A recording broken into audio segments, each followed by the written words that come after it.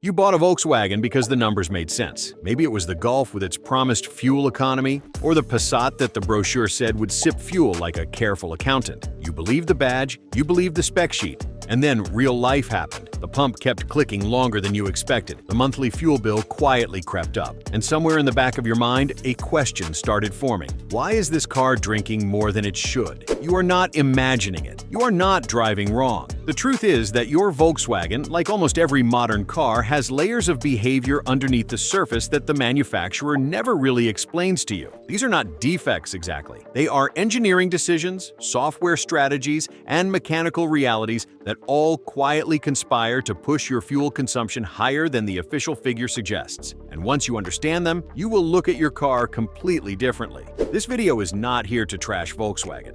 Far from it. These are genuinely well-engineered machines. But knowing the hidden reasons behind your fuel consumption is power. It is the difference between being frustrated by a number you cannot explain and actually doing something about it. So, let us get into it. Every single reason on this list is real, documented, and happening inside your car right now. Hidden reason 1. The official test has almost nothing to do with real life.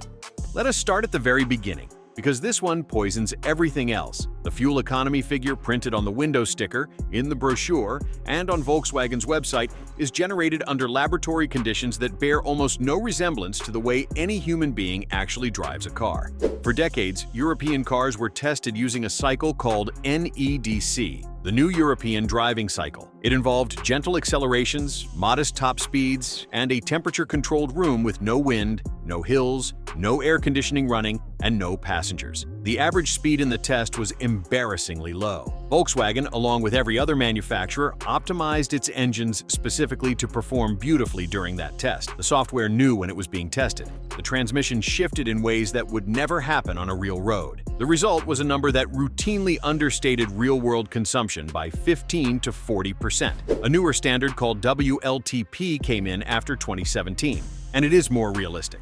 But even WLTP is still a controlled laboratory test. It does not account for cold winters, traffic jams on the motorway, mountain roads, or the air conditioning running full blast in July. The gap between the official number and your number will always exist, and Volkswagen built that gap into the product from the very beginning. Hidden reason 2. Your engine is cold. More often than you think.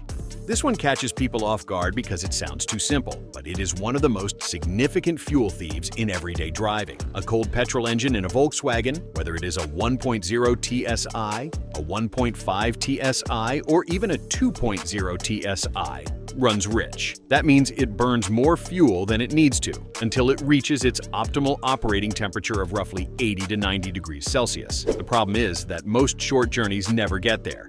If you are doing a 5-minute school run, a quick trip to the supermarket, or a series of errands around town, your engine spends nearly the entire journey in that inefficient warm-up phase. During this phase, fuel economy can be 30 to 50% worse than when the engine is fully warm. And because Volkswagen's modern 3-cylinder and 4-cylinder engines are smaller and lighter, they also take longer to generate heat in cold ambient temperatures. The DFI direct injection system on TSI engines makes this worse in a subtle way.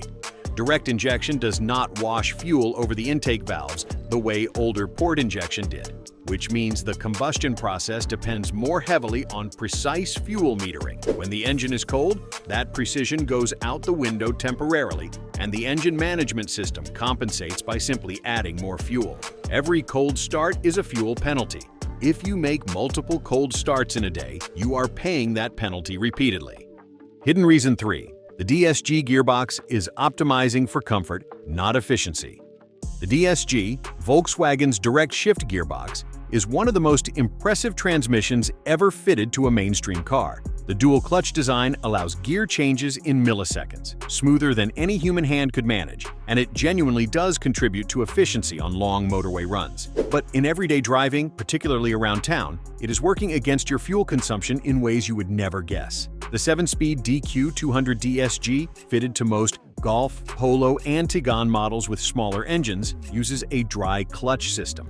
In low-speed stop-start traffic, this gearbox prioritizes smooth engagement over fuel efficiency. It holds the clutch slightly engaged for longer than a manual transmission would. It creeps forward using clutch slip rather than momentum, and the software prioritizes avoiding the one thing owners complain about most, the lurching hesitation that early DSGs were famous for. The fix for that hesitation involved programming the gearbox to be proactive about clutch engagement, and that proactiveness costs fuel. Additionally, DSG transmissions have their own oil and hydraulic system that requires energy to run. The pump that manages clutch pressure is driven off the engine, and while the parasitic draw is small, it is constant. Over thousands of kilometers, it adds up. Volkswagen's official tests do not reflect typical urban DSG behavior because the test cycles were not designed to capture the nuances of dual clutch behavior in traffic. Hidden reason 4. Start-stop works less than you think. Every modern Volkswagen has an automatic start-stop system that cuts the engine when you are stationary, theoretically saving fuel at red lights and in traffic jams. It is marketed as a meaningful efficiency feature. The reality is more complicated. First, the system does not activate when the engine is cold. Since we have already established that your engine is cold for a significant portion of short journeys, the start-stop system is sitting dormant precisely during many of the journeys where you would expect it to help most. Second, it does not activate when the air conditioning is running at full power and the cabin has not yet reached the set temperature. In summer, in a hot car, you can sit at a long red light and watch the engine keep running because the climate system overrides the stop-start function. Third, if the battery is not at a sufficient state of charge, the system deactivates itself silently. Many drivers never notice because there is no loud warning. The car just keeps running. There is also a fuel cost associated with every restart. The 12-volt belt-driven starter generator that spins the engine back to life on a restart uses a small but real pulse of fuel each time. In very heavy stop-start traffic, the system can actually increase fuel consumption slightly compared to just letting the engine idle, because the repeated restarts negate the savings from the idle-off periods. Volkswagen's own data shows start-stop is most effective on longer stationary periods, not the 10-second waits at urban junctions that make up most real-world stop-start events. Hidden reason 5. The TSI engine's turbo is never not thinking about power. Volkswagen's TSI engine family is a masterwork of downsizing. Taking a small displacement engine and adding a turbocharger allows it to produce the power of a larger, naturally aspirated engine, while technically consuming less fuel under light load. That is the theory. The practice involves a compromise that shows up every single time you accelerate past walking pace. Turbocharged engines are most efficient when they are working in a narrow band of load, typically light throttle at medium engine speeds. The moment you ask for meaningful acceleration, the turbo spools up, fuel delivery increases sharply, and consumption spikes well beyond what the displacement would suggest. Because TSI engines are tuned to feel responsive and eager, part of the Volkswagen driving experience, they are calibrated to boost aggressively the moment you push the accelerator with any conviction. This means that in real-world driving, full-throttle fuel consumption on a 1.5 TS, I can approach that of a 2.0-liter naturally aspirated engine. And because the engine feels so willing, drivers use that performance more readily than they might with a car that felt more labored under acceleration. The engine invites you to use it, and every time you accept the invitation, the fuel consumption figure climbs. Hidden reason 6? Cylinder deactivation is quieter than you think and works less. On certain Volkswagen engines, most notably the 1.5 TSI Evo, there is a cylinder deactivation system called active cylinder management. When cruising at light throttle, 2 of the 4 cylinders shut down, theoretically halving the displacement and cutting fuel consumption during gentle motorway cruising. It is an elegant piece of engineering, but the conditions under which it activates are narrower than most people realize. The system requires the engine to be fully warm, the throttle to be in a very specific light load range, the road speed to be steady, and the air conditioning load to be below a certain threshold. In real driving, particularly on British or European roads with constant speed variation, the system is constantly cycling in and out of deactivation mode. Each transition, from 4 cylinders to 2 and back again, is not free in fuel terms. There is a brief overfueling event as cylinders reactivate to prevent a noticeable power dip. On undulating roads, in variable traffic, or during any kind of varied driving, the cylinder deactivation system contributes far less than its laboratory figure suggests. The benefit is most pronounced on a genuinely flat, constant-speed motorway cruise at speeds between 60 and 80 miles per hour. In any other scenario, you are getting a fraction of the theoretical saving. Hidden reason 7. Your tires are telling your car to work harder. This one is almost entirely in the driver's hands, and it is extraordinary how many Volkswagen owners are unknowingly running with underinflated tires. The rolling resistance of a tire increases significantly as pressure drops below the recommended level. A tire that is just 4 psi below the manufacturer's recommendation can increase fuel consumption by 1 to 2%. That sounds small. Multiply it across 4 tires, over 60,000 kilometers, and you are talking about a meaningful quantity of fuel that has simply disappeared because nobody checked the pressures for a few months. Volkswagen recommends checking tire pressure monthly and before long journeys. Almost nobody does this. The TPMS warning light, which most drivers treat as the tire pressure reminder, does not illuminate until a tire is significantly below safe driving pressure, far below the level at which fuel economy is already being affected. There is also a tire specification element to consider. Volkswagen fits specific OEM tires to its cars that are chosen partly for their low rolling resistance characteristics. When owners replace worn tires with cheaper alternatives that have higher rolling resistance ratings, they are permanently degrading the fuel economy of the car. A budget tire that saves 50 pounds at the point of purchase might cost more than that in additional fuel over its lifespan. Hidden reason 8. The electrical load is enormous and invisible. Modern Volkswagens are extraordinary pieces of electrical engineering. The Golf 8, the Taycan, the Passat, these cars have dozens of control units, constantly communicating, constantly drawing power. Every watt of electrical power in a car without a hybrid system comes ultimately from burning fuel.